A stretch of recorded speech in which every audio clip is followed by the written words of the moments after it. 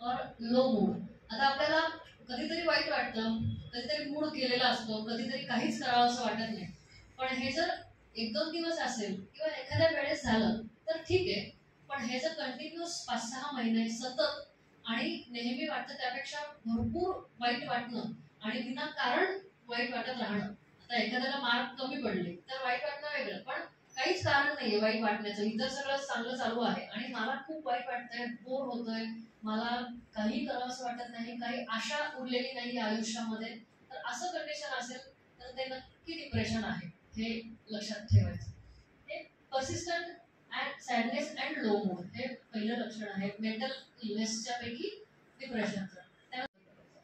आता आपली परीक्षा जवळ आलेली आहे आणि अभ्यास करायला पाहिजे आणि माझा अभ्यास झालेला नाहीये, तर हे योग्य आहे. अँझायटी होणं कधी कधी पॉझिटिव्ह पण आहे. हा स्ट्रेस थोडासा येणं हा पॉझिटिव्ह पण आहे.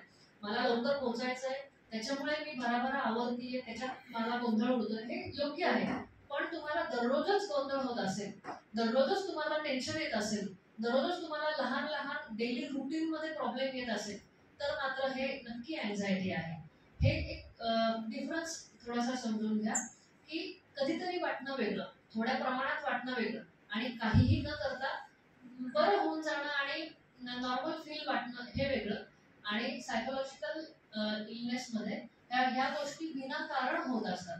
आणि आपण एखाद्याला म्हणतो डिप्रेशन आलं, एखाद्याला डायग्नोस होतो, आपण म्हणतो अरे काय झालं याला, काय झालं सारखा झोपतोय, काय झालं सारखा निगेटिव्ह बोलतो. तर कृपया समजून घ्या की त्याला तसं खरंच वाटत असतं.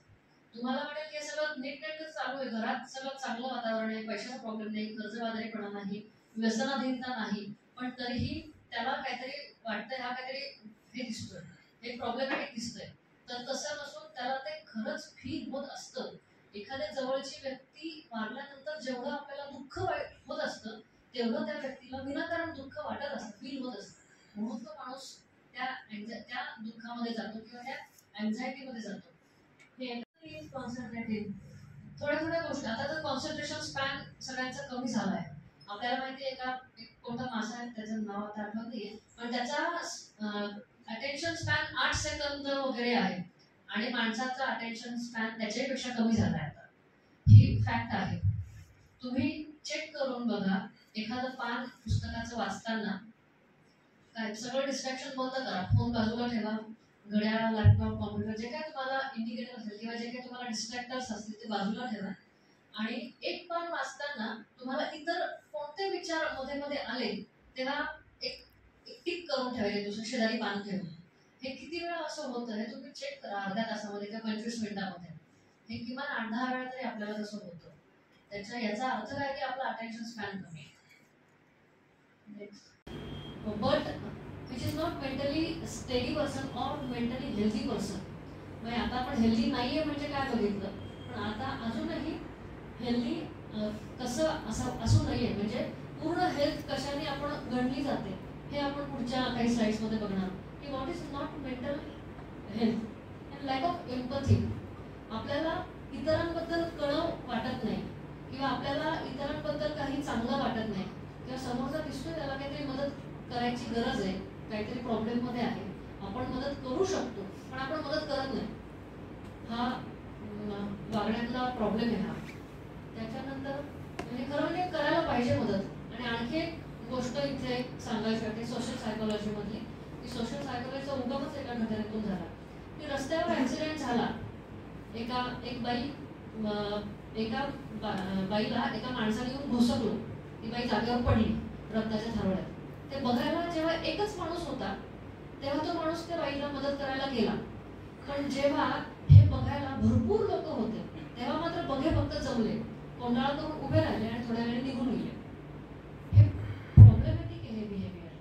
जर तुम्हाला वाटते की समोरच्या माणसाला काहीतरी मदत करायची गरज आहे, तुम्ही करू शकता आणि तरीही तुम्ही करत नाही, तर हे प्रॉब्लेम आहे. आणि जेव्हा तुम्हाला असं दिसतं की समोर एकच माणूस आहे, त्याला मदतीची गरज आहे आणि तुम्ही पण एकटेच आहात आजूबाजूला, दुसरं कोणी नाही मदत करत, तर तुम्ही मदत करता.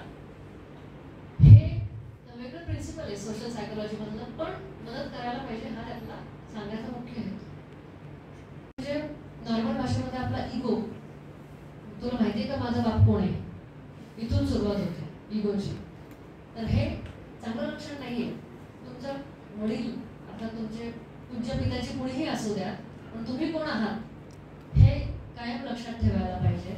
तुमचे आई वडील, तुमचे पूर्वज, तुमचं गाव, तुमचं शहर, तुमचा देश खूप मोठा आहे, सगळ्यांना माहिती आहे, तुम्ही खूप महान आहात. पण तुमचं महानपण हे तुम्ही किती साधे आहात आणि तुम्ही किती डाऊन टू अर्थ आहात याच्यावरून कळतं. ते तुम्ही स्वतःला काहीतरी फार भारी समजून, स्वतः काहीतरी आरेरावी करत हिंडून किंवा बाईक मोठमोठ्या बाईकवरती हॉर्न वाजवत हिंडून किंवा खूप शायनिंगचे काहीतरी शो ऑफ करून असं काही होत नसतं. साधं राहणं, पण तुमचं इंटेलेक्च्युअल मात्र दिसायला पाहिजे प्रत्येक ठिकाणी.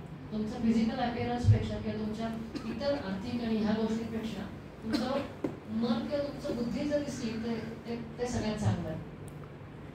नाहीतर इम्पल्सिव्हिटी, तुम्हाला काहीतरी कळतं, प्रश्नपत्रिका फुटली आणि तुम्ही खरी गोष्ट आहे की तुम्ही एकदा क्रॉस चेक करा, टीचरला सांगा काहीतरी झालंय, प्रॉब्लेम आहे, आपल्याला काहीतरी करायला पाहिजे. याच्यापेक्षा तुम्ही काय करता, तुमच्या जवळच्या मित्राला देता, अरे फुटलेली प्रश्नपत्रिका घेऊन जा, असं करता. किंवा तुम्ही काहीच करत नाही. किंवा तुम्हाला एखादी दुसऱ्या कुणाच्या बद्दल तरी काहीतरी कळतं की कोणीतरी ह्याच्याबद्दल चुगली करत आहे, कोणीतरी काहीतरी बोलतंय, तुम्ही लगेच तिसऱ्या माणसाला सांगता, लगेच चौथ्या माणसाला सांगता.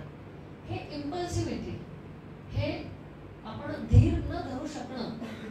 किंवा एखाद्याने तुम्हाला सांगितलेलं असेल की तुमचा नंबर 10 नंबर नंतर तुमचा 11वा आहे, तरीही तुम्ही हुज्जत घालायला जाता, तरी तुम्ही काहीतरी नाही मला पहिला नंबर पाहिजे, मी लांबून आलोय, नाही माझं असं माझं तसं, मला हे पाहिजे. हे करणं इम्पल्सिव्हिटी, जिथे तुम्ही धीर धरू शकत नाही, पेशन्स ठेवू शकत नाही आणि इम्पल्सिव्हली काहीतरी करता. Need for control, excessive need to dominate situation or people, often disregarding others autonomy. म्हणजे दुसऱ्यांचे हक्क अबाधित न ठेवणं, त्याला एक हे कंट्रोल म्हणतात. म्हणजे आता आपण एक नॉर्मल भाषेमध्ये गॅस लाइटिंग पण म्हणतात. की तुम्ही इन्स्टा किंवा इतर रील्स वगैरे बघत असाल तर गॅस लाइटिंग, कोणीतरी लवकर येतं, कोणीतरी उशिरा येतं. समजा काही घरामध्ये खूप स्ट्रिक्ट वातावरण असतं की तू इतक्या वाजता का नाही आला, तुम्हाला काही कारण देता नाही येत की आज प्रॅक्टिकल होतं, आज काय सबमिशन होतं, वडिलांचा रूल इतक्या वाजता घरी यायला पाहिजे म्हणजे यायला पाहिजे. आता ऑफकोर्स असे वडील पण नाहीत आणि असे मुलं पण नाहीत, ती गोष्ट सोडा. पण लोकांचं बिहेवियर कंट्रोल करणं, तू असं केलंच कसं काय, तुम्हाला असं हे मला न विचारता तू ही ऍक्शन केलीस कसं काय, ही कृती केलीस कसं काय, हे असं कोणाला तरी विचारणं किंवा एखाद्यावर लक्ष ठेवणं किंवा नियंत्रण करायला बघणं, हे आहे कंट्रोल करणं. की ह्याला गॅस लाइटिंग वगैरे असं पण म्हणतात. पण हे अगदी मानसिक अस्वास्थ्याचं एक निदर्शक आहे ही गोष्ट. किंवा स्किझोफ्रेनिया किंवा अँटी सोशल बिहेवियर किंवा अनेक आजारांमध्ये माणसं समाजामध्ये मिसळू शकत नाही. आता तुम्ही म्हणाल की आम्ही समाजात बोलत नाही किंवा मी वर्गात जातो पण कुणाशी न बोलता परत घरी येतो, तर हे इतकं साधं नसतं. हे माणसं दिवसेंदिवस महिने घरातच राहतात, कुठेही बाहेर जात नाही. यांना कधीही बरे कपडे घालावेत, बरं दिसावं, बरं राहावं, स्वच्छ राहावं, कोणत्याही कलेचा किंवा कोणत्याही गोष्टीचा आस्वाद घ्यावा असं कधीही फिलिंग येत नाही. किंवा स्वतःची एंटरटेनमेंट करावी हे कधीही यांना फील येत नाही. हे अनेक आजारांचं हे लक्षण असू शकतं. आणि चेंजेस इन ॲपेटाईट आणि वेट हे तर स्ट्रेसपासून डिप्रेशनचं लक्षण आहे. एक पुस्तक आहे बाहेर, झेब्राज डोंट हॅव आन्सर्स नावाचं. तर त्या पुस्तकाचा मुख्य उद्देश किंवा मुख्य विषयच हा आहे की झेब्रा किंवा इतर कोणतेही प्राणी स्ट्रेस घेत नाहीत, कारण त्यांना भविष्याचा विचार करता येत नाही. आपल्याला भविष्याचा विचार करता येतो, अरे एक्झाम आहे, आता काय होणार, अरे माझं करिअर कसं होणार, मला गर्लफ्रेंड मिळेल की नाही, मला बॉयफ्रेंड मिळेल की नाही, असे विचार आल्यामुळे आपल्याला स्ट्रेस येतात. पण प्राण्यांना असा विचार करता येत नाही भविष्याचा किंवा आपल्या भूतकाळाचा, म्हणून प्राण्यांना स्ट्रेस येत नाही. आणि स्ट्रेस आला तर ते अलसर पोटामध्ये होण्याचं एक स्ट्रेस हे एक लक्षण असू शकतं. त्यामुळे मानसिक आजार हे शारीरिक लक्षणांमधून दिसतात ते अशा प्रकारे. अनएक्सप्लेन्ड एचएस म्हणजे कुठेतरी काहीतरी रोज दुखत राहतं. आज काय डोकं दुखतंय, उद्या काय खांदे दुखताय, परवा काय पाठ दुखतीये. हे खरं म्हणजे हे दुखणं फिजिकल नसून मेंटल असतं.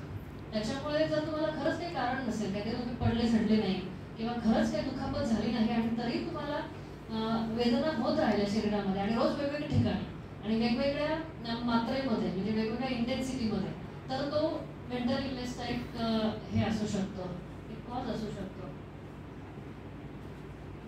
आता आपण मेंटल इलनेस, पण काही लोक आपण बघतो कायम अप्रामाणिक असतात. सांगतात की मी येतो उद्या, येतच नाही, कशासाठी तरी पैसे घेतात आणि ती गोष्ट पूर्णच करत नाहीत.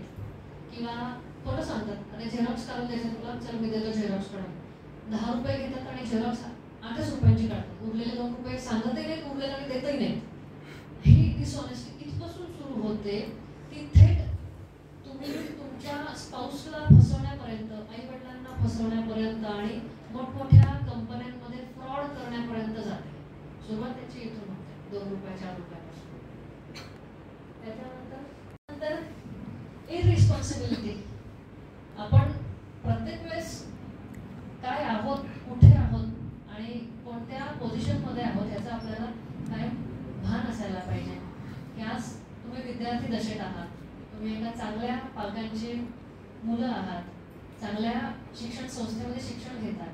तुमचं काहीतरी रिस्पॉन्सिबिलिटी आहे ना, की वेळेवर येणं, वेळेवर अभ्यास करणं, योग्य त्या वेळेस योग्य ते अभ्यासक्रम संपवणं, परीक्षा देणं, किंवा आईवडिलांच्या अपेक्षा पूर्ण करणं, किंवा स्वतःकडून पण काहीतरी चांगल्या अपेक्षा असतील आणि त्या पूर्ण करणं. स्वतःच्या कुटुंबासाठी, आपल्या संस्थेसाठी, आपल्या देशासाठी, आपल्या समाजासाठी काहीतरी चांगलं करणं ही आपली रिस्पॉन्सिबिलिटी आहे. पण आता इथे नेहमी म्हणतो की शिवाजी जन्मावा पण दुसऱ्याच्या घरात, तर असं करून चालणार नाही. आपणही काहीतरी रिस्पॉन्सिबिलिटी घेतली पाहिजे आणि रिस्पॉन्सिबिलिटी घेणं प्रत्येक लेवलवर हे चांगल्या मानसिक आरोग्याचं लक्षण आहे. हे सांगायचं, दुसऱ्याला दुसरं सांगायचं, किंवा आपला हेतू लपवून लोकांकडून काहीतरी करून घ्यायचं, त्याच्यामध्ये इन्फॉर्मेशन मागणं, त्याच्यामध्ये गोष्टी म्हणजे थिंग्स, वस्तू मागणं, किंवा आपल्या स्वार्थासाठी काहीतरी करून घेणं इतरांकडून, त्याला मॅनिप्युलेटिव्ह बिहेवियर म्हणतात. हे निश्चितपणे बॅड हेल्थ, सायकोलॉजिकल हेल्थचं लक्षण आहे.